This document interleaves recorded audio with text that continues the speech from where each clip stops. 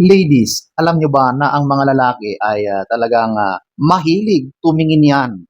Yan ang paboritong pastime ng mga kalalakihan. Hello guys! So, ang topic natin for today, eto, mga unang napapansin, unang nakikita ng lalaki sa iyo kahit hindi ka kilala, kahit hindi ka mahal. Yan ang naturalesa ng mga lalaki. So, kung gusto mong malaman ang mga ito, panoorin mo ito.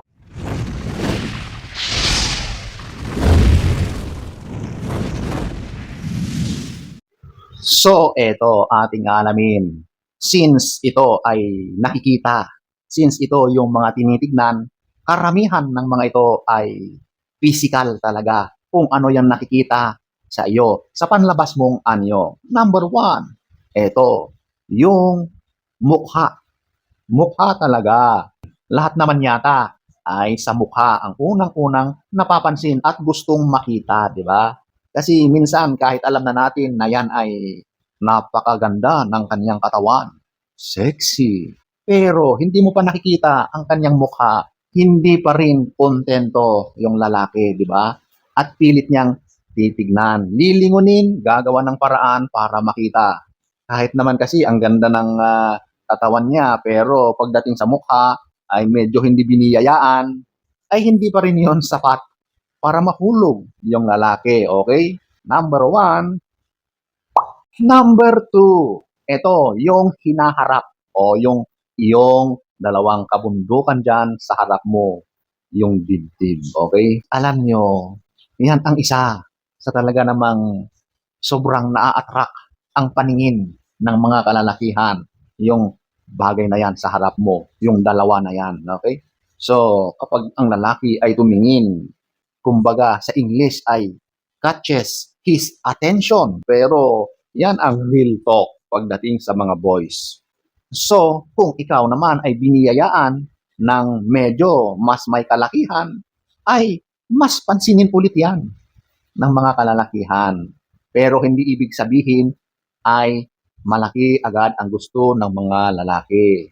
Sa paningin lang yun, sa unang tingin. Pero hindi ibig sabihin na ikaw na yung nanalo sa kanya, hindi po. Kasi kahit tinitignan ka, nagugustuhan niya yung nakikita niya, hindi pa rin yun sapat para yung lalaki ay gumawa ng moves. Okay? Pero isa yan sa kanyang unang-unang tinitignan. Siyempre, attraction yan eh. Normal yan. Ang mga lalaki ulit ay iba-iba naman ang preferences pagdating sa ganyan. Yung iba, mahilig talaga yan sa talagang dako. Di ba? Yung iba naman ay normal lang. Yung iba ay kahit ano yan, okay lang sa iba. Walang problema. Ang mahalaga naman kasi diyan ay mahal mo yung tao, di ba? So, ayan po, ang number two.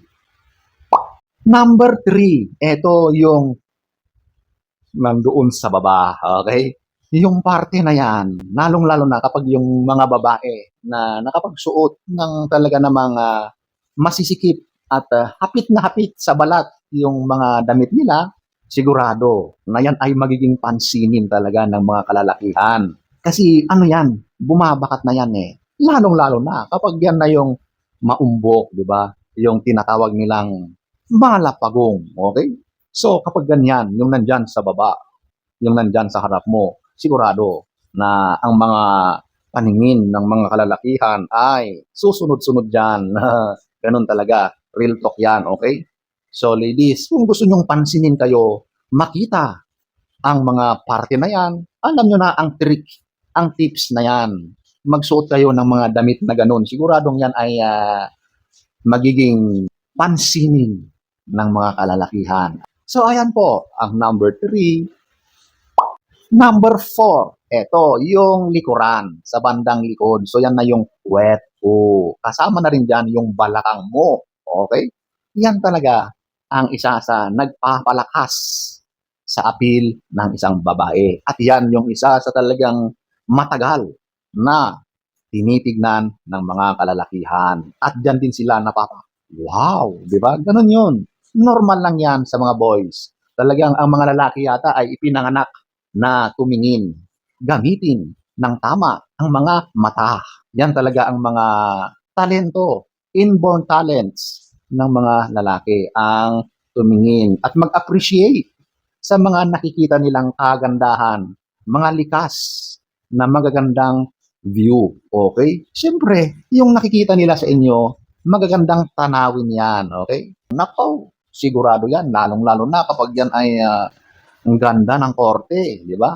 Tamang-tama yung proporsyon sa iyong balakang. Nako, sigurado na ang mga kalalakihan ay mapapaganon. Di ba? So, ayan po, ang number 4. Number 5, eto, yung paglakad mo. Ang paglakad kasi, malaki rin ang impact niyan sa attractiveness ninyo bilang mga babae. 'Di ba? Sa mga beauty pageants, talagang meron silang sariling paglalakad na halos pare-parehas, 'di ba?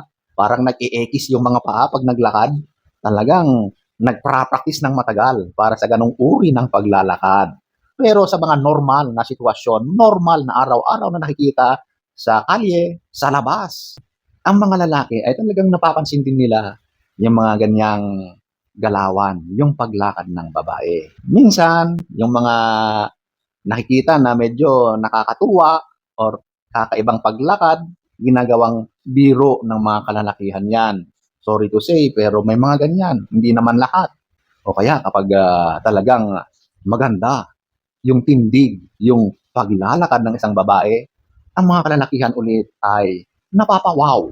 Iba rin ang dating niyan sa mga kalalakihan. Lalong-lalo na kapag yung nagpapakita ka ng confidence sa iyong paglalakad, very good yan. So, hindi ko naman sinasabi na dapat mayroong panuntunan sa ganyan. Hindi ko alam kung paano.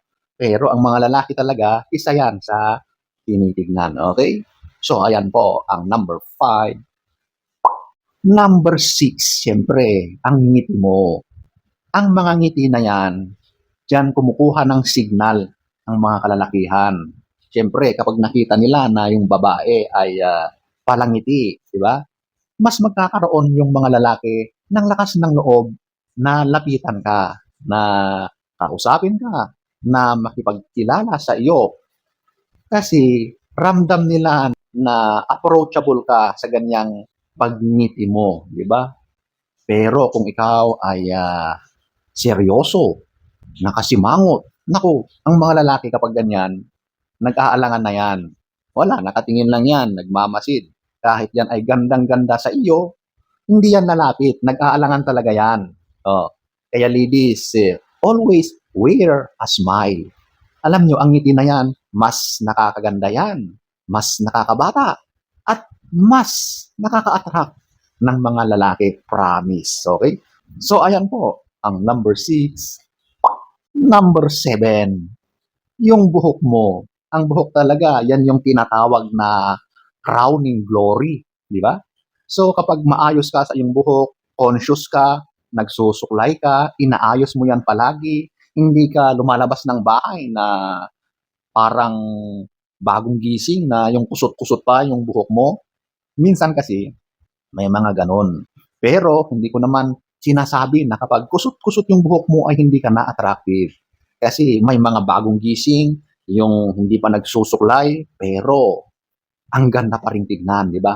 May mga ganyan. Yung natural na magaganda, hindi na kailangang magsuklay, ay talagang andun na yung kagandahan. How much more kung yan na ay nag-ayos, nagsuklay. Isa yan sa mga talagang nakaka-attract sa mga kalalakihan, di ba? Kaya nga, ang dami-daming mga kababaihan na talaga namang gumagastos, pinapaayos ang kanilang mga buhok. At ito pa, mas prefer ulit ng mga lalaki ang mahaba ang buhok. Hindi ko nila lahat, pero mas marami, okay? Ewan ko, pero yun ang pakiramdam namin. Pakiramdam naming mga kalalakihan, okay? So, ayan po, ang number 7. So, ayan po, ang ilan sa mga agaw pansin sa mga kalalakihan. Okay? So, sana ay nagustuhan nyo ang ating topic for today. Next story time. Don't forget, subscribe.